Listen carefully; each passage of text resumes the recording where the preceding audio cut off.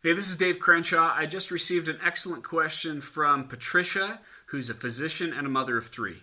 I tend to be a chaos master, and I do not like to overbook myself as it gives me anxiety. I feel like your method will make me a slave to my calendar. How can you give me any feedback on that, and how can I overcome my fear of becoming a slave to my calendar and being less intimidated by it? Thank you. Thanks for the question, Patricia. I think I can help you out here. There are two parts to what you're asking. Number one, what to do with the unexpected interruptions. And number two, what to do with that desire to feel like you've got freedom and you're not a slave to your calendar. So first of all, when it comes to the unexpected interruptions, all of us are experiencing them in our day. And I teach in time management fundamentals that we should leave buffer space between appointments, that we should leave open areas in our calendar.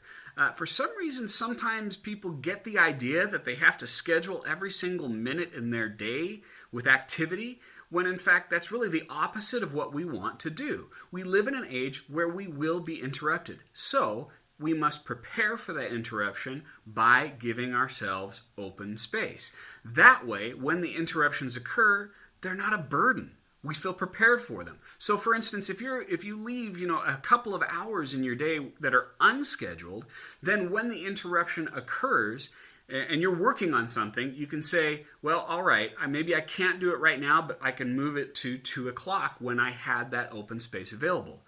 And then if the interruption doesn't occur, then you feel like you have more free time, which really leads to the second question, to feel spontaneous. You'll be glad to know that on LinkedIn Learning or lynda.com, whichever platform you're using, we added a new course called Finding Your Time Management Style. And what that does is takes you through a process where you determine your primary and your secondary styles of working.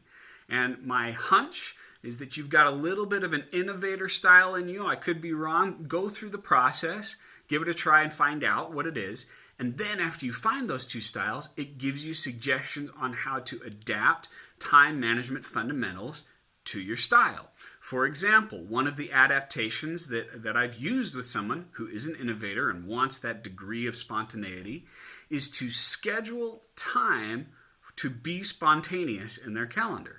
That sounds strange. I know it sounds weird that you schedule spontaneity, but what we're essentially saying is I'm going to block out a day where I have freedom to do whatever I want, and then you protect that day.